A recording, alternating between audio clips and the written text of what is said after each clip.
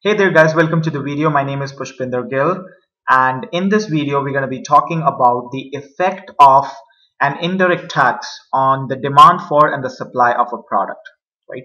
So before we get started, this is our website address, that is perfect-scores.com. This would be our Facebook page to give us your valuable like, and our email address to give us your valuable feedback. So let's go ahead and get started. Now before we get started, I would actually like to define an indirect tax. So what exactly is an indirect tax? So indirect tax is something that is imposed. It's actually a tax which is imposed indirectly on consumers. For example, so it's a tax which is imposed indirectly. For example, if I say that, let's suppose you go and you want to buy a candy, right?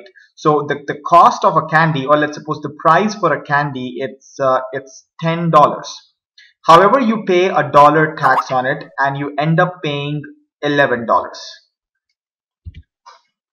So this $1 is kind of an indirect tax that you're paying, right? It's not getting deducted from your income. Another counter thing for indirect tax would be a direct tax. So what would be a direct tax? It would be something that would be directly deducted from your income, right? So this is something which would be directly deducted from your income. That would actually be your direct tax. Now we are concerned about what is the effect of indirect tax on the supply and the demand of a product. Now before we go ahead and find the effect, let's actually explore two types of indirect taxes. So I'm going to say the types of indirect taxes. Now what happens with the type of indirect taxes? There are two types of indirect taxes. The first type of indirect tax is it's known as a specific tax. Now what is a specific tax? A specific tax is a tax which you pay on the price of a product irrespective of the price of the product. It's something which does not depend upon the price of the product. So what you do is irrespective of the price of the product, so what you do is you actually pay a specific amount on the purchase of something. Let's suppose if you buy a candy, if you buy one candy, you pay $1 tax. And let's suppose you buy two candies, you simply pay $2 tax. Now you will just be paying $1 tax per candy. So this is something which we call as a specific tax. It has nothing to do with the price of the candy. It has nothing to do with the price. Even if the candy costs $10, even if the candy costs $20, that is not a concern for specific tax. So specific tax is something that you pay a fixed amount per price. So you pay a fixed amount of tax. So you pay a fixed amount of tax per unit of product, right? So that is what specific tax is. Now how does it affect your supply curve? Now what happens is that when tax is imposed, so let's suppose I said this over here is your demand curve, and I said this over here is your supply curve. Now what exactly happens when taxes are imposed? Now let me just go ahead and change the color. Now what happens when taxes are imposed? Now the supply of the product is going to decrease, right? Because why the supply is going to decrease? Because the price is going to increase. So let's suppose this is the price that you are at equilibrium at this right now, and this is the quantity that you are selling. Now let's suppose this is your new price, that is price of equilibrium and tax. So let's suppose this is the price which actually includes your tax as well. Now what is going to happen is that you will be producing this much amount, and you will be producing this much amount and selling at this much price. So what is going to happen to your supply curve? Your supply curve is something which will actually reduce. Now why is that going to happen? Let me explain you that. Now what happens is that let's suppose you're producing this much output, right? And this is your equilibrium price. And suddenly what happens is that you start selling at this much price. It's because of the tax thing, right? You start selling at this much price. And this is your new supply curve with the tax. So what is this? This is your new supply curve with the tax, right? So this distance over here is actually it's due to that specific tax, and this distance over here is something which is constant. Fine. So suppose you're understanding this point over here, that this is your supply curve without tax and this is your supply curve with tax, and supply is going to decrease whenever taxes are imposed because the price is going to increase. Fine. Okay, now let's define the next type of tax, which is known as a percentage tax. So the next type of tax is known as a percentage tax. It is something which is also known as ad valorem tax. So something which is known as ad valorem tax. Now, what do you mean by that? Now, percentage tax means the government charge a specific percentage amount of the tax, of the price. So let's suppose if a candy costs $10 and let's suppose it charges 10% tax, right? Let's suppose it has a specific percentage. Now for $10 candy, there would be a $1 tax. For a $20 candy, there would be a $2 tax. That means this is something which has no relation with the number of units. The only relation it has is the revenue or the price at which the user is selling, right? The firm is selling. So what happens to the curve here? What happens to the supply curve? Now, if I say, let's suppose this is your price and this is your quantity, and this is your original supply curve, your supply curve with tax is actually going to be something like this.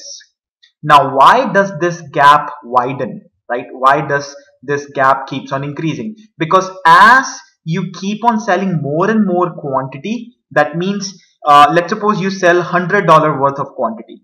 At 10%, you will be paying $10 tax. Let's suppose you sell $1,000 worth of quantity. At 10%, you'll be paying $100 tax. So what will happen is the amount of tax will keep on increasing and the supply curve will keep on becoming more and more inelastic as the tax keeps on increasing and keeps on increasing. So at an infinite tax, so just a hypothetical example, at an infinite tax, when there is infinite amount of tax, then the supply curve will actually become a straight vertical line like this, right? So the supply will become completely inelastic, right?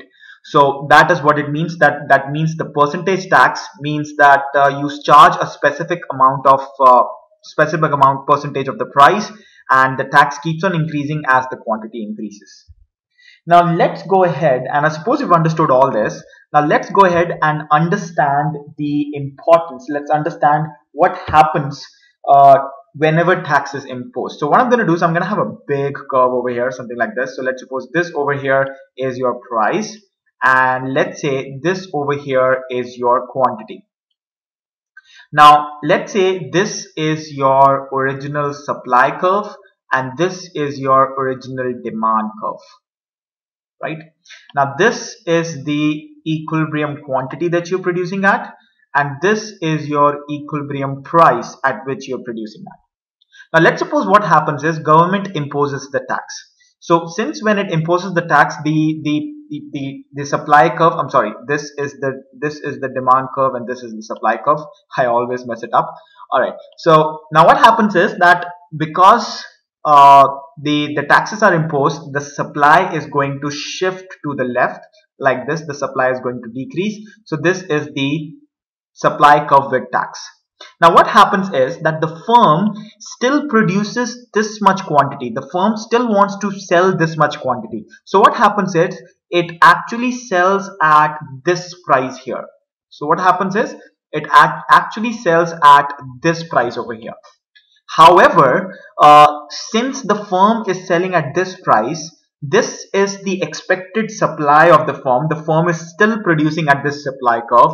However, this is the only amount which is actually being sold.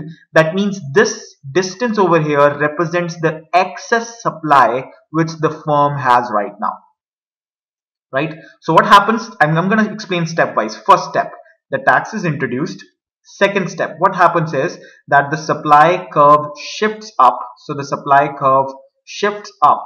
And the third thing is that the firm is rigid. The firm is still selling QE amount of output, and because of which there is an excess supply. And since there is an excess supply, what is going to happen? The price is going to decrease. when the price decreases, it's going to decrease back to this amount where the supply curve meets the demand curve. So this is the new quantity that you're producing at, and this is your price with the tax. This is the equilibrium price with the tax, and this is the equilibrium quantity with the tax. Now what happens over here? Now let's understand what is happening. Now understand here that originally at the original supply curve, the firm will actually be making this much revenue. This would be the price, or let's denote this by C. This would be the price that the firm will actually sell at this much output, right? If there were no tax. Which means I can safely say that since the firm is actually selling at this much price, and this is the amount that they would actually sell, this area over here represents the producer's revenue. So this area over here represents the producer's revenue. Why? Because this is the price at which they would have sold the product at this output.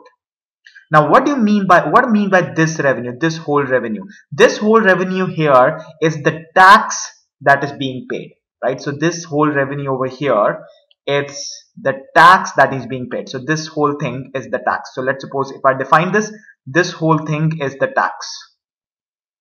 Fine. Now this tax is something which is, this tax over here is something which is the revenue of government or someone who imposes the tax. Right? So this is the revenue of government. Now someone has to pay this revenue, right? Someone has to actually go ahead and pay this. It has to come out of someone's pocket. Now whose pocket is going to come out from? Now let's go ahead and understand that as well. Now understand over here that if I just use a different color pen, all right, let's go ahead and use this one. All right, now what happens is that this is the price that the consumers were paying earlier, and now they're paying this much price. So this is the price that they were paying earlier, and now they're paying this much price, which means this area over here represents the amount of tax the consumers are paying. So this area over here represents the amount of tax that the consumers are paying. And since this is the total tax, whatever tax is left will actually be paid by the producers. So whatever tax is left will actually be paid by the producer. So this is the tax will actually be paid by the producers, right? So I'm just gonna write tax next to it. So I'm going to repeat everything again, okay? So just listen to me calmly here. So this is the demand curve and this is the supply curve. And this is the equilibrium price and this is the equilibrium quantity. The government decides to impose tax, because of which the supply curve shifts to the left. So the supply curve shifts to the left, and what happens is that the firm still wants to sell at this equilibrium quantity. That means it imposes this much price. But at such a higher price, there is an excess supply left, because of which this price decreases, and it decreases to this equilibrium amount. Now at this amount, the producer will actually be charging this much price, which means this is their revenue. And what is left at the top is the tax that is being paid. Now who's going to pay that tax? The consumers earlier were paying this much amount. Now they are paying this much price, which means whatever the difference is the tax that is being paid by the consumer. So this is known as the consumer's burden on tax. And whatever over here, it's the producer's burden on tax. Fine. So I suppose you're understanding this point over here. And now let's go ahead and understand what happens. Who pays more and who pays less. Now this is the case of, now you can clearly see, what about the elasticity of demand curve and the elasticity of the supply curve? Basically speaking, what about the slopes of demand curve and the slopes of the supply curve? You can clearly observe over here that the absolute value of the slope of the demand curve is actually equal to the absolute value of the slope of the supply curve. You can clearly see that they kind of have an equal slope, which is why the consumers and the producers, they're paying equal tax. You can clearly see that the consumers in this area is equal to this area, because this line and this line has exactly same slope. When I say the same slope, I don't mean the sign, I just mean the magnitude. Which means the first conclusion that I can make, that when price elasticity of demand is equal to the price elasticity of supply, then consumers and producers share the tax burden equally, right? So share the tax burden equally. So if I were to explain this in normal layman's terms, I'll say that, okay, whenever there is a change in price, the quantity demanded by the people, the percentage change in quantity demanded by people is equal to the percentage change in the quantity supplied. Which means both the parties are reacting in the same way, in the same manner, which means what is going to happen is they will share the burden equally. And you can clearly see over here that this area is actually equal to this area. Now let's go ahead and understand what happens if the price elasticity of demand is actually greater than the price elasticity of supply. Or in other words, if the demand curve is more elastic than supply curve. What if the demand curve is more elastic than the supply curve? So let's go ahead and understand that. So if I'm just going to start with white color here. So let's suppose this over here is our price and this over here is our quantity. This is the equilibrium, this is the supply curve, and this over here is the demand curve. This is the quantity that I'm selling at, and this is the price that I'm selling at. Now again, the same process happens. There is a tax imposed. So whenever there is a tax imposed, what is going to happen? So, oh right, I'm sorry. I have to. So now again, what mistake I did was I made the demand curve and the supply curve with same elasticities. I need to make the demand curve and supply curve with the demand curve having more elasticity than the supply curve. So let's do it again, right? Okay, now what we're gonna do is we're gonna have the same stuff here. That is, this is gonna be the price, and this over here is gonna be the quantity. Now this is, let's say, my supply curve like this, and my demand curve has to be more elastic. So let's say this over here is my demand curve, which is pretty elastic, right? The more horizontal the line, the more the curve is elastic. So I say, let's suppose this is the elastic curve, and this over here is my equilibrium quantity, and this over here is my equilibrium price. And what happens is the taxes are imposed and the supply curve shifts to the right. So what happens is the supply curve is going to shift to the right. So this is supply tax. Now the firms still want to sell at this quantity, which means they would be charging this much price, right? So they would be charging this much price. However, what happens is, again the same stuff happens, that there is an excess supply. This is that excess supply, and again the price decreases. It decreases to this part. So you can see it decreases to this part. So this is the price of tax, and this over here, it's the quantity of tax. And at this amount, this is something which the producer would be earning, right? So if it meets the old supply curve, so this is what the producer would be earning. So as you can clearly see over here, this is the tax term, this is the completely tax term, right? This is what this is the burden of the tax. And you can clearly observe over here that it's the producer who's paying more tax. So this is the consumer's burden, and this over here, it's the producer's burden. So you can clearly see that the producer's burden is greater than the consumer's burden, which means I can say that when price elasticity of demand is greater than the price elasticity of supply, the producer pays more. The producer's burden of tax is greater than the consumer's burden of tax, right? It's greater than the consumer's burden. So I hope you're able to understand what we did here. You can clearly see that the producer is paying way more amount than what consumer is paying. So if I were to mark down the consumers, so this is what the consumer's burden is, and this whole thing is the producer's burden. So the more and more, if let's suppose the demand curve were like this straight line, then the consumer will not have any burden. The producer will be paying the whole burden. And it makes sense as well, because the demand is the, if the price is something which is not going to change.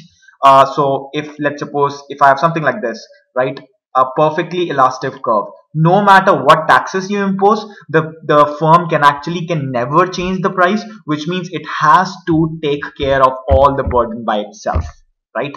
So that's what it is. So you can just understand that when the price elasticity of demand is greater than the price elasticity of supply, the consumer pays less burden and the producers pay more burden. And this is something which is evident from this graph as well. Now let's see what happens is that when price elasticity of supply is greater than the price elasticity of demand. So what do I have now is I have my price and I have my quantity. So I think now you can make out what is going to happen. So this is, let's say, my demand curve. Now my supply curve is pretty elastic. So I'm going to make my supply curve like this. So this is my supply curve. So this over here is the quantity equilibrium. This over here is the price equilibrium. Now what happens is I impose taxes as usual, right? So when I impose taxes, the supply curve is something which is going to increase up. So this is the new supply curve with tax, and the firm would want to produce the same quantity. They would want to produce the same, which means they would be charging this much price. However, again, there is an excessive supply, right? So what happens is there is an excessive supply. You can see this is the excessive supply, because of which they end up charging this much. They end up charging this much quantity at this much price, right? So they end up charging this much quantity at this much price, and you can clearly see that this is the amount that they would be getting if they were charging this much amount, right? So this is the producer's revenue. This whole thing is the producer's revenue. Now let's see who pays more tax. Now you can clearly see what is your whole tax thing. So the whole tax is is the tax that everyone is paying, right? And out of which, and this is the equilibrium line, so out of which how much is the producer paying, right? So out of this, how much is the producer paying? So you can clearly see that this is something which is being paid by the producer, and this is something, the next one, the top one, is something which is being paid by the consumer. So you can clearly see that the consumer's burden is greater than the producer's burden here. Fine. So I suppose you've understood this, what I'm trying to explain over here, and I think now the graphs are much more clearer to you, right? So yeah, so let's go ahead and summarize what we just said here, right? So the first thing that we discussed, that if PED, the price elasticity of demand, is equal to the price elasticity of supply, which means the slope of the demand curve is equal to, is kind of the absolute value of the slope is kind of equal to the absolute value of the supply curve, then the tax burden would be shared equally. The tax burden on producer is actually equal to the tax burden on consumer. The second thing, if the price elasticity of demand is greater than the price elasticity of supply, then the producer is something, the price elasticity of demand is greater than the price elasticity of supply, the burden of any tax imposed would be greater on producer than on consumer. So the producer is the one who will be paying more, and it makes sense as well, because if the demand is more elastic than supply, that means the producer has no authority over the market, because he has no control over his supply, and the demand fluctuates. Even with a small change in price, then the producer has to share the burden. Can you think of any example where price elasticity of demand is greater than the price elasticity of supply? Well, I would say, let's suppose if I talk about let's say, fighter jets, right? So the supply of fighter jets cannot be changed. so quickly. So if there is a tax on it, the government has to pay the taxes. Now another thing is that when price elasticity of demand is less than price elasticity of supply, then it's the producer who pays the lesser burden than consumer. For example, alcohol, or for example, cigarettes. So for all these products, the price elasticity of supply is greater than the price elasticity of demand, because the demand is inelastic. And government imposes more taxes on the government imposes more taxes on these kind of products, because the consumer is the one who pays out more taxes, right? So I suppose you've understood this video over here, guys. Thank you very much for watching this video. And in the next videos, we're going to be talking about the effect of a subsidy on all the on the demand and the supply of a product. Now, before we leave, just make sure that you visit our website, that is perfect-scores.com. You give us your valuable like, follow us on Facebook, follow us on Twitter, on all social media platforms, and this would be our email address to give us your valuable feedback, right? So this would be about this video, guys. Thank you very much for watching. I'll see you in